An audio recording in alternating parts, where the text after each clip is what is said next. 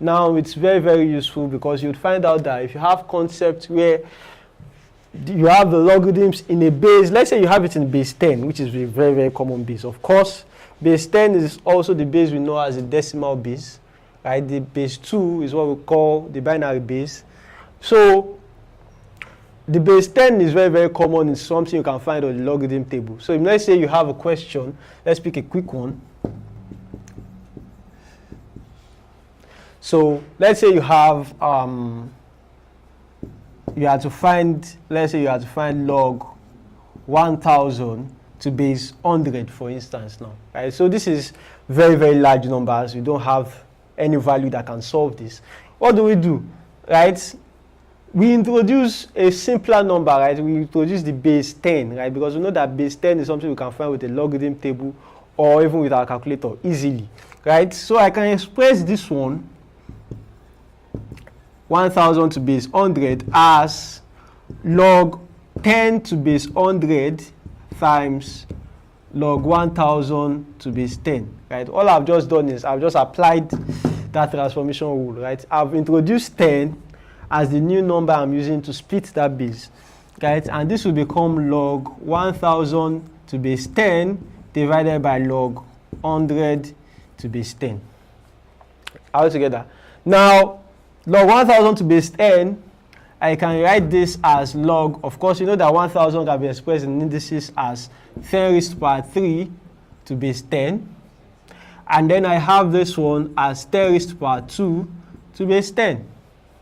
I'm getting somewhere, right? Now, law of logarithm tells me that if I have the number as an indices in itself, I just have to take the topmost power and send it to the back, basically. So this is the topmost power here, this is the topmost power here. So I send that to the back. So sending this to the back, I have 3 log 10 to base 10 divided by 2 log 10, to base 10, right? So now I have this log automatically gives you 0, regardless of the base, be it 1000, be it 2 million, provided that value is not 0. If you take the logarithm of 1 to that base, you are going to get 0 as an answer. Let's play around one more time. Of course, we are familiar with the concept. Anything raised to the power of 1 is that thing. So you have a raised to the power 1, we expect to get a as our result, right? So if this is the case, let's convert it into logarithms. Then we have that 1 will be equal to log a to base a. What does this mean? It means that if you have a logarithm of a value where the number is exactly the same thing as the base of operation, if we have a number where the value is exactly the same thing as the base of operation, then our answer immediately gives you 1. So if you have log 13 to the base of 13, you have 1. If you have log 53 to the base of 53, you have 1, regardless of the value. So long as that value exists as the number and as the base, and they are the same, then your answer immediately gives you 1, right? So we could apply this. Here, instead of cancelling out, you could have decided to just take, okay, log 10 to base 10, the value and the number and the base is the same, so log 10 to base 10 will give you 1. Log 10 to base 10 here will also give you 1. 3 times 1 is 3, 2 times 1 is 2. That's fine, right? So if you don't feel comfortable with cancelling, you could also just apply the law of logarithm that tells you that once the number and the base is the same, then the logarithm gives you 1, which is what we have just worked it, right? So that's just a play around of what the law of logarithm stands for. Let's take another example and let's see how it goes. So, if log 2 to base x is equal to 0.3, let's find, so we have to evaluate log 8 to the base of x, right? So if log 2 to the base of x is equal to 0.3, we have to evaluate log 8 to the base of x, right? So that's what we are looking for the answer. Now, of course, this is our given info. This is what we have to play with. This is the question we are required to solve, right? So now the easiest way to do this is to rewrite this question in terms of the given value we have to operate with, right? Now this is log 8 to base x. I know for a fact that I can express 8 as an indices of 2, right? So I can write this as what? Log 2 to the power of 3 and then to the base of x, right? At this point, I can also apply the law of logarithm that tells me that if I have a number written as an indices, I could send the topmost in the code, right? So let's have another one. You'll see that as far as logarithm is concerned, the concept is 5, right? Now, how do we do this? We have our values as always. These are standard values. There is really nothing to work with here at one point in time. This 4.5 here. Now, this is a decimal number, right? 4.5. So the very first thing we can do, which will save us stress, is first and foremost, let's try to remove what this decimal point stands for. The easiest way to do this is to convert this into the improper fraction, right? So if you have this, of course, if you have the point here, you have a number here, the point just stands for 1, and then the number of digits after the point will just be represented by 0. So in this case, you have log 45 divided by 10, right? So this, we have just converted this. Next thing you have to do is what? Take this into 5, both sides, and you have log 9 divided by what? 2, right? So this is in lowest terms. Right, now the next thing for us to do is you have log 9 divided by 2. You could apply the law of logarithms that tells you that if you have a division of the number, you could split each individual number, numerator, denominator, and then use the subtraction sign. So the numerator comes to the front minus the denominator. Right, we have no 9 as a value we have. However, we could write 9 as an indices of 3. 2 minus log 2, right? Now, this is a number written in terms of the log, in terms of an indices. So what do we have? The topmost power comes to the back. So you have 2 log 3 minus what? Log 2. Lovely. So in this case, log 3 is 0.5, and then log 2 is 0.4. So you have this as 1.0 minus 0.4. This gives you 0.6. Simple and straightforward. Right? So these are just the laws of longer trying to terms are an additive sequence of each other. You are finding a sequence where the terms are a multiplicative pattern. Now in this case, you still use the concept of the first term. That does not change. You always have to know where it is starting from. But in this case, you do not need a common difference. What you need is a common ratio. Right? The common ratio is now the one that determines that multiplicative pattern. How do they go? And then you have the number of terms that stays, which is n. And then, of course, you still have what? The last term, which you can call Tn or n, depending on which you go with. Now, let's now pick out the formulas that guide it, just like its twin. Now, the first formula we are going to be using is the formula that determines the last term of the sequence in itself, right? So the last term of the sequence is what? Tn is equal to ar raised to the power n minus 1. So this is the formula that determines the last term of the sequence, ar raised by n minus 1. You see that it uses the first term, uses the common ratio, and also uses what? The number of terms within that sequence, right? So these are the terms that guide the last term.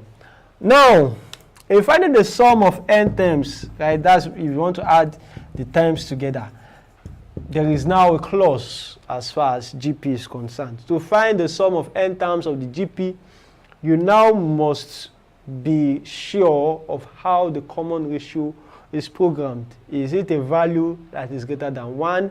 Is it a value that is less than 1? Those are the key concepts that must be determined. If the value is greater than 1, the formula changes. If the value is less than 1, the formula changes. So let's see how that is. If R is greater than 1, then the sum of n terms of that GP is equal to A into R raised by n minus 1 divided by R minus 1. And then the second term is 12. And then the third term is 16. First thing you do is subtract them. Is there a pattern? If there's no pattern in subtraction, divide them. Is there a pattern? That's how you work. Now, if you subtract them, that's second minus first. It must give you the same thing as third minus second. That's where the pattern will exist. Right? That shows you that it follows. Third minus second is what? 16 minus 12. This will give you 4, and this will give you 4. Right? So they tell you that there is a consecutive pattern within this sequence. There's a progression from first to 12 of the difference of 4, and there's a progression from 12 to 16 with the difference of 4 as well. So this tells you that it follows a common difference of 4. Right? The first term has been clear for, right? The number of terms you are working with has been given to you in the question as well, because you have to find the sum of the first 20 terms of the sequence. Right? So you have your parameters on the board. Now you're looking for the sum of the first 20 terms. You could do S20, which will be n over 2 into 2a plus n minus 1 d. Right? So you have your a, you have your n, you have your d. All you just have to do is plug them in. So in this case, you have 20 divided by 2 into 2 times 8 plus 20 minus 1 times 4. Right? In this case, you have 10 into 16 plus 19 times 4. Right? There is no guarantee that these 20 terms you are getting to will amount to the last term of this progression. There is no guarantee for that. So if you were to assume that this 20th term is also the same thing as the last term, then you'd be wrong. Let's see. Let's see how it works. Let's see if that assumption does not always work. Right? Because you, of course, as I said, it might look shorter, but you have to be very, very, very careful. So let's find what the last term, if we are, of course, we are assuming now that this 20th term is the last term. So let's see how it happens. So if you have 20th term, n is equal to 20, a is 8, Abby, d is 4, then the last term is supposed to be a plus n minus 1 d, right? So in this case, T20 would be what? 8 plus 20 minus 1 times 4, right? And this will give you 8 plus 19 times 4. This gives you what? 8 plus 76, which is what? 84, right? But 84 is not our last term, which means that the progression still continues after the 20th term. The progression continues. In fact, if you have 84, since the common difference is 4, it means the next term will be 88, the next term will be 92, before you now get to 96, which is where the last term is. Right? So you see that there are still 3 more terms after the 20th term. So if you are chosen that, okay, let me use that, okay, we are saying 20th term, so that means that the 20th term, the position of 20th term has to be my last term. And then you have decided to use Sn is equal to n over 2 into a plus tn. And then you say, okay, I can see my last term, so all I just have to do is what? 20 over 10 over 2 into 8 plus 96. Right? And say this is what I want to do. And then I have 10 into what? Into 104, and then I'll be getting 1040 as my answer. And I'll be thinking that this 1040 is actually very, very correct. This is wrong, right? Because I have just assumed that 96, which is our last term, is also the 20th term of the sequence, which is wrong. In fact, 96 is actually the 23rd term of the sequence because it's 20, 21, 22, 23. And so do not assume that way. That's why I do not personally recommend using this formula unless there is clarification on what the last term is and the position of that last term. If you do not have any clarification, then the better thing to do is just use your normal formulas as you have them and solve based on that formula, right? So I hope we avoid complications like that. Let's move on. Let's take yet another example.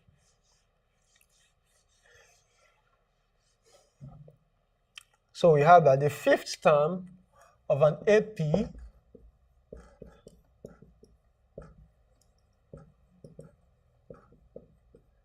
is 24,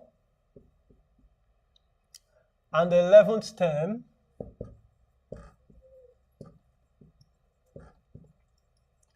is 96.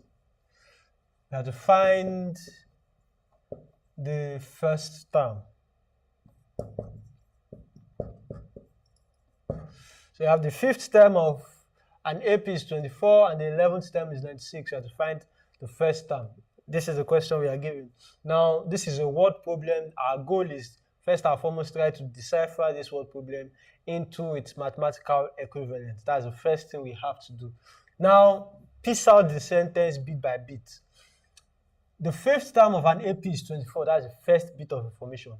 Fifth term, right? That means that we are considering n equal to 5 at that point, right? So if you can do this. This is basic, right? You are using your basic plus and minus. You can do this. Now, the result you get on this right-hand side is now going to be the result of what you have on this right-hand side. The right-hand side on its own is useless.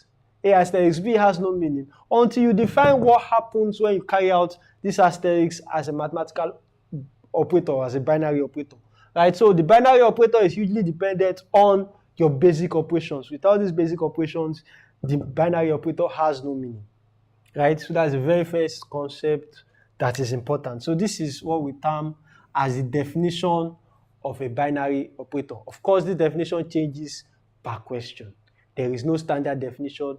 It changes per question. However, for you to be able to solve that question, that definition must be given to you. That's the very first thing you have to look out for. Now, in addition to this, we now have two major concepts in binary operations that have their own standard definitions that do not change. Those two concepts are what you call the identity element and your inverse element. Right? Those two concepts have their own standard definitions that go in line with your binary operator. Right? Of course, you'll be given the definition of binary operator. The identity element will also now have its own definition that is standard. The inverse element will also have its own definition that is standard. It's basically the same thing that happens in general maths, right? If you have addition now, you know what the additive identity is. You know that the additive identity is 0. Now, how do you know that it's 0? You know that it's 0 because if you add any number to 0, you get that number back. 5 plus 0 is 5. 15 plus 0 is 5. Is 15. Minus 5 plus 0 is minus 5. Right? So you know that 0 is the identity because if you add any number to it, you have that number back. That is the standard definition of an additive identity. The same thing happens when you talk about the additive inverse. The additive inverse is something where it's a value that if you add to the original number, you must get 0, which is the additive identity. Right? So the additive inverse of 3 is minus 3. The additive inverse of minus 15 is 15 because if you add those two numbers together, you get 0 as your result. This is a standard definition that you are familiar with. Those standard definitions are also reworked in terms of binary operators. Now, let's look at what those definitions have in store. So the identity operator now, or the identity element. Now, usually the identity element is denoted by E. So, first off, of course, you must have a binary well-defined binary operator. Right? So that means it's a binary operator that already carries its own definition, something like this, right, for that question. Then, for any value, for any variable A, or for any number A, E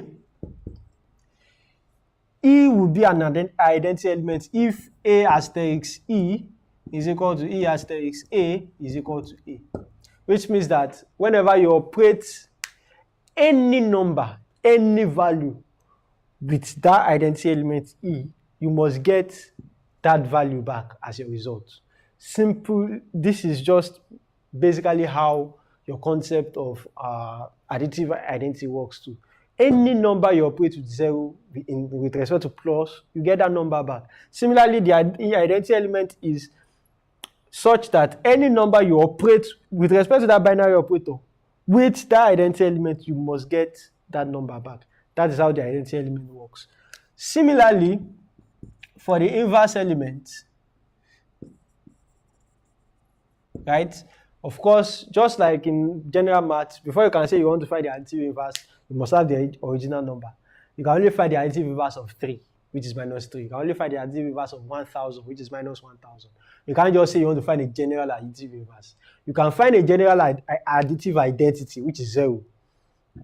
But for the additive inverse, you must have that specific number. So, of course, you must have that binary operator, which is defined. So you must have what the binary operator does with respect to the basic mathematical operations. Then A inverse is the inverse of A, right? So if you have a number A, then the inverse is A inverse. When you operate that number with its inverse, you must get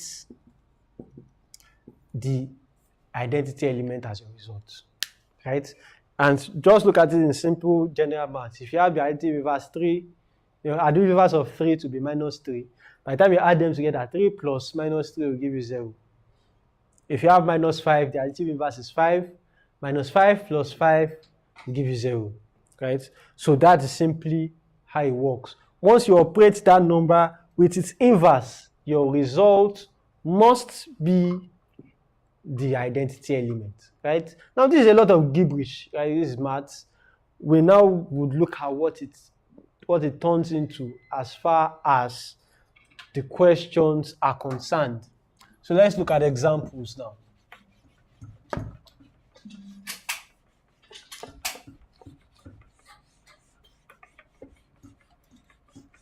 So, of course, we'll look at examples that cover this concept so that you'll be very, very familiar with how it works. Right? Now, remember, your goal is for any binary operation questions, you must be able to identify what the definition is. Without the definition, you can't proceed. So that's the very first thing that you must always look out for. Right? So let's move. Let's see how it goes. So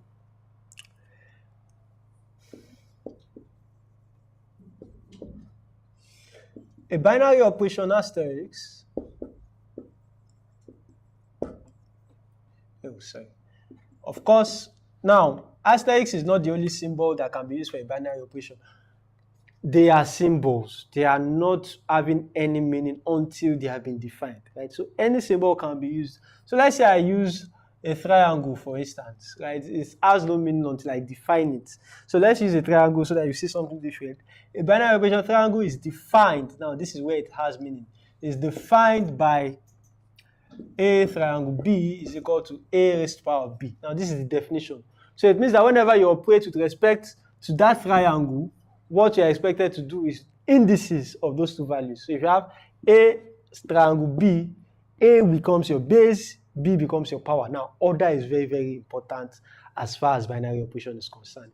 The one in front must not be put in the position of the one behind, right? So the position is very, very important and must be maintained. So let's continue with the question. So A triangle B is equal to A raised to the power of B. We have to find. So this is the definition of the question. First thing. Now we are saying that if A triangle 2 is equal to 2 minus A, find the possible values of A. Right? So this is a question now. So we have that A triangle B is equal to A squared B. This is what happens when you carry out this operation. Now they are not telling you that when you carry out this operation now, on a particular value of b, which is 2, your answer is equal to 2 minus a. You are now to find the possible values of that a that will give you the answer of this. That's your question. Now, do not mix it up. This is the definition you are all about.